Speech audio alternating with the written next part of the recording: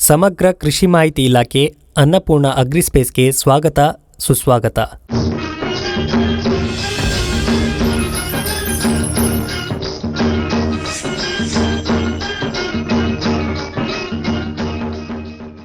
ಇಂದು ನಾವು ಸಾವಯವ ಗೊಬ್ಬರಗಳು ಮತ್ತು ಜೈವಿಕ ನಿಯಂತ್ರಕಗಳು ಪ್ರಾಣಿಗಳ ಗೊಬ್ಬರದಲ್ಲಿ ಅವುಗಳನ್ನು ಹೇಗೆ ಹೆಚ್ಚಿಸುವುದು, ನಾವು ಇದನ್ನು ತೋರಿಸುತ್ತೇನೆ. ನಾವು ಅದನ್ನು ಪ್ರಾಯೋಗಿಕವಾಗಿ ತೋರಿಸುತ್ತೇವೆ.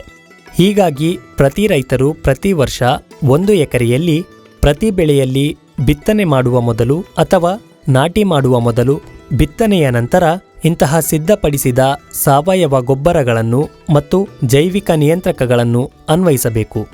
ಕೀಟಗಳನ್ನು ನಿಯಂತ್ರಿಸುವ ಕೆಲಸವು ತುಂಬ ದುಬಾರಿಯಾಗಲಿದ್ದು ಬೆಳೆ ನಷ್ಟವು ಹೆಚ್ಚು. ಆದರೆ ನಾವು ಮುಂಚಿತವಾಗಿ ಭೂಮಿಯನ್ನು ಹೆಚ್ಚಿಸಿದರೆ ಕೀಟಗಳು ನಮ್ಮ ಬೆಳೆಗಳ ಹತ್ತಿರವೂ ಬರುವುದಿಲ್ಲ. ಅದಕ್ಕಾಗಿಯೇ ಇಂದು ನಾವು ಜೈವಿಕ ನಿಯಂತ್ರಕಗಳನ್ನು ಹೊಂದಿದ್ದೇವೆ.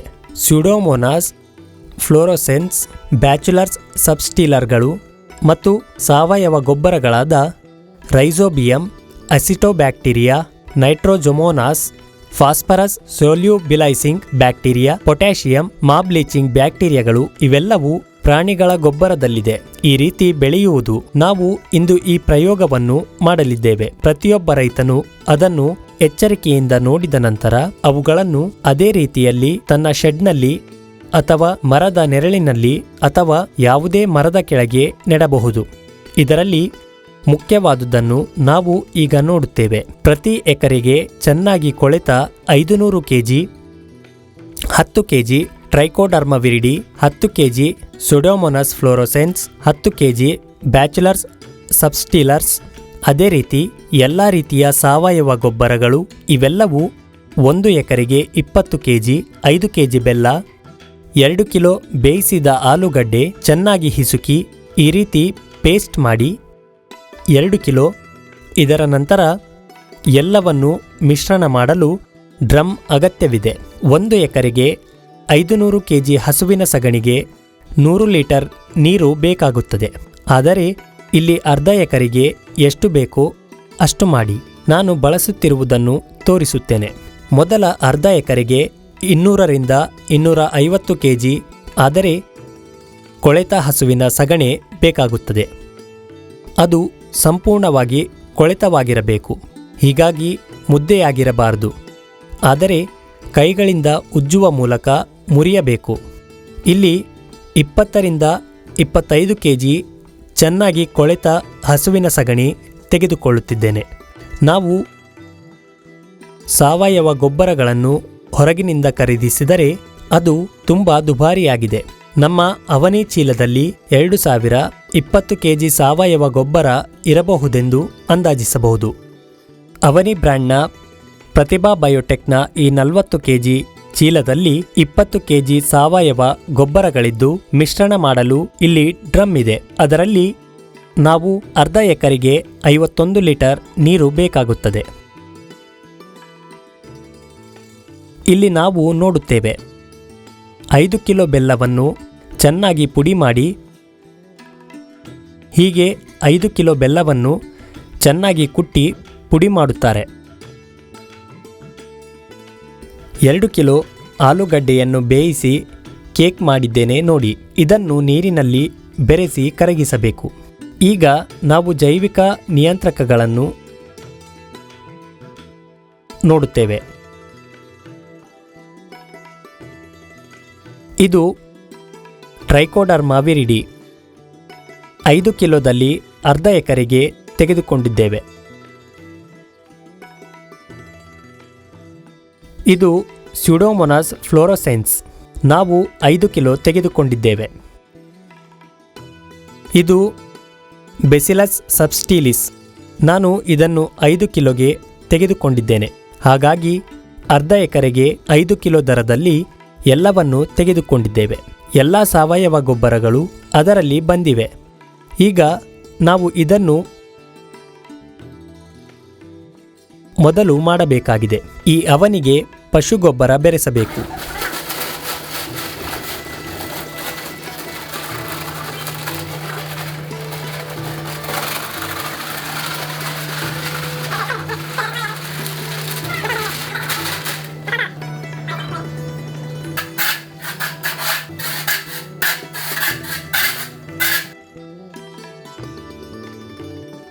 ನಾವೇನು ಮಾಡಿದ್ದೇವೆ ಎಂದರೆ ಅವನಿಗೆ ಕೊಳೆತ ದನದ ಸಗಣಿ ಬೆರೆಸಿದ್ದೇವೆ. ಅರ್ಥಾತ್ 20 ಕೆಜಿ ಸಾವಯವ ಗೊಬ್ಬರ ಮಿಶ್ರಣ ಮಾಡಲಾಗಿದೆ. ಇದರಲ್ಲಿ ರೈಜೋಬಿಯಂ ಅಜಿಟೋಮೊನಾಸ್, phosphorus solubilizing bacteria, potassium mobilizing bacteria ಇವೆಲ್ಲವೂ ಇರುತ್ತವೆ. ಇವುಗಳನ್ನು ಪಶು ಗೊಬ್ಬರದೊಂದಿಗೆ ಮಿಶ್ರಣ ಮಾಡಲಾಗಿದೆ. ಈ ಮಿಶ್ರಣವನ್ನು ಹೇಗೆ ತಯಾರಿಸಬೇಕೆಂದು ಈಗ ನಾವು ತಿಳಿಯುತ್ತೇವೆ. ಇಲ್ಲಿ ಡ್ರಮ್ ಇದೆ. ಅರ್ಧ ಎಕರೆ ಭೂಮಿಗೆ 50 ಲೀಟರ್ ನೀರು ತೆಗೆದುಕೊಳ್ಳಲಾಗುತ್ತದೆ. ಇದರಲ್ಲಿ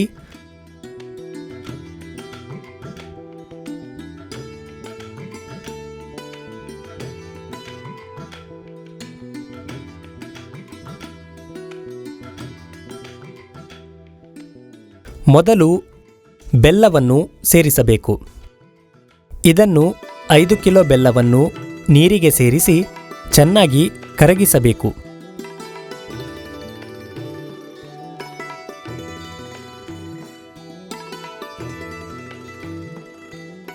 ಇದು ಬೇಯಿಸಿದ ಆಲೂಗಡ್ಡೆಯ ಪೇಸ್ಟ್ ಆಗಿದೆ. ಇದನ್ನು ಸೇರಿಸುವ ಮೂಲಕ ನಾವು ಬಳಕೆದಾರರ ಉತ್ತಮ ಬೆಳವಣಿಗೆಯನ್ನು ಪಡೆಯುತ್ತೇವೆ. ಟ್ರೈಕೋಡರ್ಮಾ ವಿರಿಡಿ ಅಥವಾ ಸ್ಯೂಡೋಮೋನಾಸ್ ಫ್ಲೋರೋಸೆನ್ಸ್ ಇದು ಅವುಗಳ ಉತ್ತಮ ಆಹಾರವಾಗಿದೆ.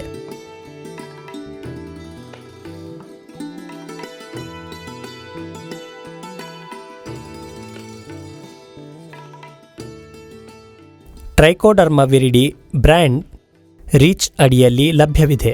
ಅದಕ್ಕೆ 5 ಕಿಲೋ ಸೇರಿಸಬೇಕು.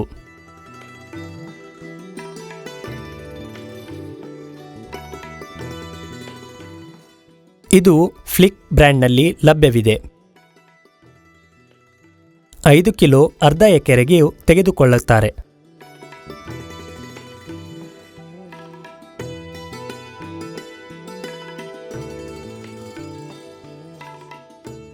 ಇದು ಪ್ರತಿಭಾ ಬಯೋಟೆಕ್ನಿಂದ ಸರ್ವರ್ ಬ್ರ್ಯಾಂಡ್ ಹೆಸರಿನಲ್ಲಿ ಲಭ್ಯವಿದೆ.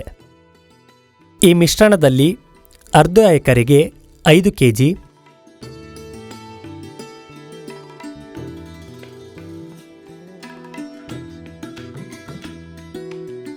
ಇದರಲ್ಲಿ 50 ಲೀಟರ್ ನೀರು, 5 ಕಿಲೋ ಬೆಲ್ಲವನ್ನು ಸೇರಿಸಲಾಗುತ್ತದೆ. ಅದರ ನಂತರ 2 ಕಿಲೋಗಳಷ್ಟು ಬೇಯಿಸಿದ ಆಲೂಗಡ್ಡೆ ಪೇಸ್ಟನ್ನು ಸೇರಿಸಲಾಗುತ್ತದೆ. 5 ಕಿಲೋ ಟ್ರೈಕೋಡರ್ಮಾ ವಿರಿಡಿ, 5 ಕಿಲೋ ಬ್ಯಾಸಿಲಸ್ ಸಬ್ಸ್ಟಿಲಸ್ ಸೇರಿಸಲಾಗುತ್ತದೆ. ಅಂತೆಯೇ ಇವೆಲ್ಲವೂ ನೀರಿನಲ್ಲಿ ಕರಗುವ ತನಕ ಮಿಶ್ರಣ ಮಾಡಬೇಕು. ಬೆಲ್ಲವು ನೀರಿನಲ್ಲಿ ಕರಗಿದಷ್ಟು ಪ್ರಯೋಜನಗಳು ಹೆಚ್ಚು. ಅರ್ಥಾತ್ ಬೆಲ್ಲ ಮತ್ತು ಆಲೂಗಡ್ಡೆ ಪೇಸ್ಟ್ ಈ ಬ್ಯಾಕ್ಟೀರಿಯಾಗಳಿಗೆ ಆಹಾರವಾಗಿದೆ. ಅವು ಈ ಬ್ಯಾಕ್ಟೀರಿಯಾ ಅಥವಾ ನಾವು ಸೇರಿಸಿದ ಶೈಲೇಂದ್ರವನ್ನು ತ್ವರಿತವಾಗಿ ಬೆಳೆಯಲು ಸಹಾಯ ಮಾಡುತ್ತದೆ. ಇದರೊಂದಿಗೆ ಪಶುಗೊಬ್ಬರದ ಪ್ರಮಾಣ ಇನ್ನಷ್ಟು ಹೆಚ್ಚಲಿದೆ. ಈ ಯಂತ್ರವು ಮಿಶ್ರ ಪಶುಗೊಬ್ಬರವನ್ನು ಮಟ್ಟಕ್ಕೆ ತಕ್ಕಂತೆ ಸಿಂಪಡಿಸಬೇಕು.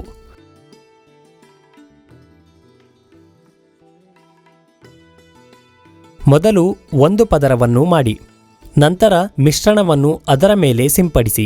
ಅದರ ನಂತರ ಮತ್ತು ಒಂದು ಮಟ್ಟವನ್ನು ಅನ್ವಯಿಸುವ ಮೂಲಕ ನಂತರ ಮಿಶ್ರಣವನ್ನು ಸಿಂಪಡಿಸಿ. ಇದನ್ನು ಹೀಗೆ ಮಾಡಬೇಕು.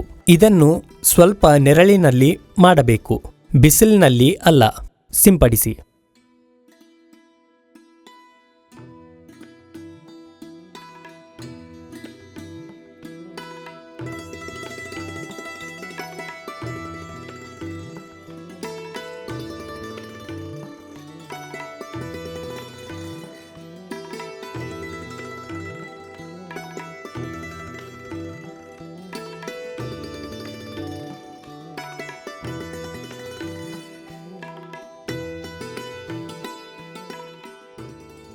ಈ ರೀತಿಯಾಗಿ ನಾವು ಒಂದು ಮಟ್ಟವನ್ನು ಮಾಡಿದ್ದೇವೆ.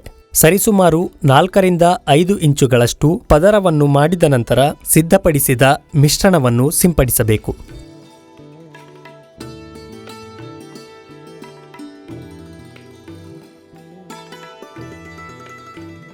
ಈ ಮಿಶ್ರಣವು ಯಾವುದೇ ಸಂದರ್ಭಗಳಲ್ಲಿ ಮಿಶ್ರ ಗೊಬ್ಬರದಿಂದ ಹೊರಬರಬಾರದು. ಅಂದರೆ ಒಂದು ಹೊರಗೆ ಹೋಗಬಾರದು. ಸಿಂಪಡಿಸುವ ಮೊದಲು ಪ್ರತಿ ಬಾರಿ ಮಿಶ್ರಣವನ್ನು ಸಂಪೂರ್ಣವಾಗಿ ಮಿಶ್ರಣ ಮಾಡಬೇಕು.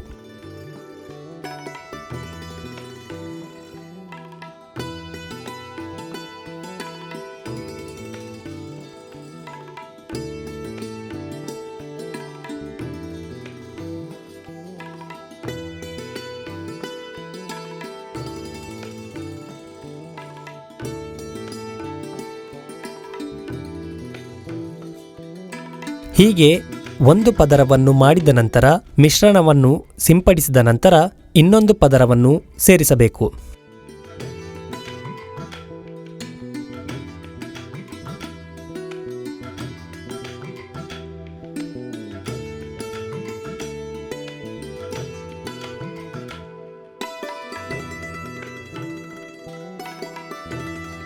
ಈ ಗೊಬ್ಬರವನ್ನು ಸಮವಾಗಿ ಹಾಕಬೇಕು.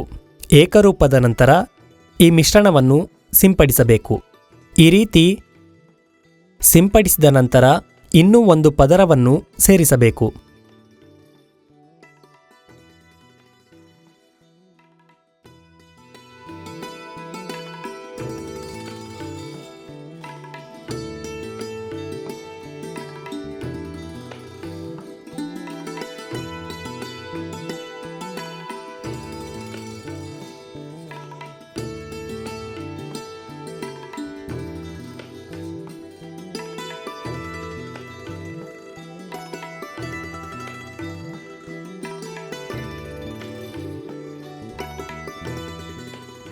ಈ ರೀತಿಯಾಗಿ ನಮ್ಮಲ್ಲಿರುವ ಎಲ್ಲ ಪ್ರಾಣಿಗಳ ಗೊಬ್ಬರವು ಪೂರ್ಣಗೊಳ್ಳುವವರೆಗೆ ಪದರಗಳಲ್ಲಿ ಸಿಂಪಡಿಸಬೇಕು.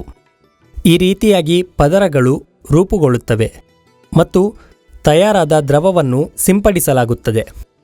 ಈ ರೀತಿಯಾಗಿ ಪದರವನ್ನು ಮಾಡುವ ಮೂಲಕ ಸಿದ್ಧಪಡಿಸಿದ ದ್ರವವನ್ನು ಸಿಂಪಡಿಸಬೇಕಾಗುತ್ತದೆ.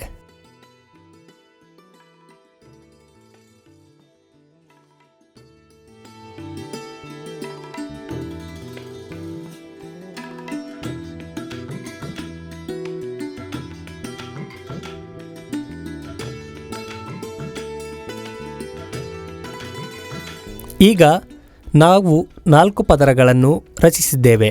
ಇದನ್ನು ಈ ರೀತಿ ಜೋಡಿಸಬೇಕು.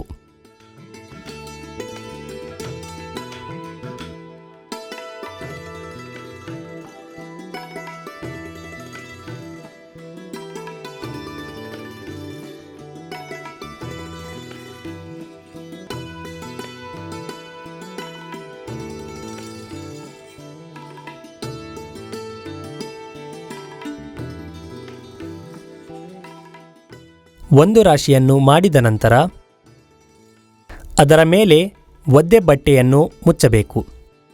ಬಟ್ಟೆಯ ಮೇಲೆ ನೀರು ಮತ್ತೆ ಮತ್ತೆ ಚಿಮುಕಿಸಬೇಕು. ಆದ್ದರಿಂದ ಬಟ್ಟೆ ಒಣಗುವುದಿಲ್ಲ, ಆದರೆ ನೀರು ಹರಿಯಬಾರದು.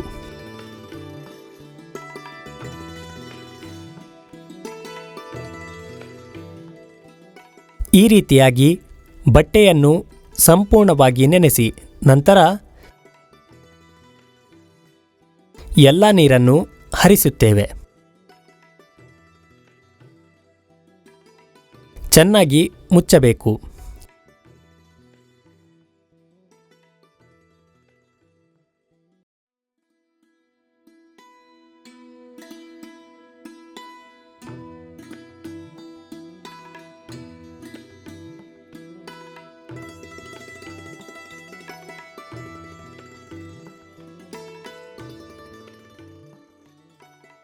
ಹೀಗೆ ಗೋಣಿಚೀಲಗಳಿಂದ ಮುಚ್ಚಿ ಸರಿಯಾಗಿ ಮುಚ್ಚಿದ ನಂತರ ಈ ಬಟ್ಟೆಗೆ ಪ್ರತಿದಿನ ನೀರು ಚಿಮುಕಿಸಬೇಕು. ಇದರಿಂದ ಅದು ಒಣಗುವುದಿಲ್ಲ. ಬಟ್ಟೆಯ ನೀರಿನಿಂದ ತೇವವಾಗಿರಬೇಕು, ಆದರೆ ಅದು ಹರಿಯಬಾರದು. ಈ ರೀತಿಯ ನೀರು ಇದನ್ನು 10 ರಿಂದ 15 ದಿನಗಳವರೆಗೆ ಇಡುವುದರಿಂದ ನಾವು ತಯಾರಿಸಿದ 250 kg ಸಾವಯವ ಗೊಬ್ಬರ ಮತ್ತು ಸಾವಯವ ನಿಯಂತ್ರಕಗಳು ಚೆನ್ನಾಗಿ ಬೆಳೆಯುತ್ತವೆ.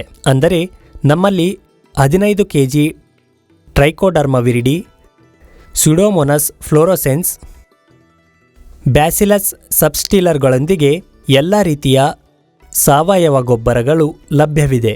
ಇವೆಲ್ಲವನ್ನು ಸೇರಿಸಿ 250 kg ಪಶುಗೊಬ್ಬರ, 40 kg ಗೊಬ್ಬರ ಸೇರಿಸಿ ಸರಿಸುಮಾರು 300 kg ಸಾವಯವ ಗೊಬ್ಬರವಾಗುತ್ತದೆ. 10 ರಿಂದ 15 ದಿನದಲ್ಲಿ 300 kg ಸಾವಯವ ಗೊಬ್ಬರ ಮತ್ತು ಜೈವಿಕ ನಿಯಂತ್ರಕ ಖರೀದಿಸಬೇಕಾದರೆ 7,000 ರು. ಆದರೆ ಖರೀದಿಸಿದೆ ನಾವು ಸುಲಭವಾಗಿ 300 kg ಸಾವಯವ ಗೊಬ್ಬರ ಮತ್ತು ಜೈವಿಕ ನಿಯಂತ್ರಕವನ್ನು ತಯಾರಿಸಿದ್ದೇವೆ.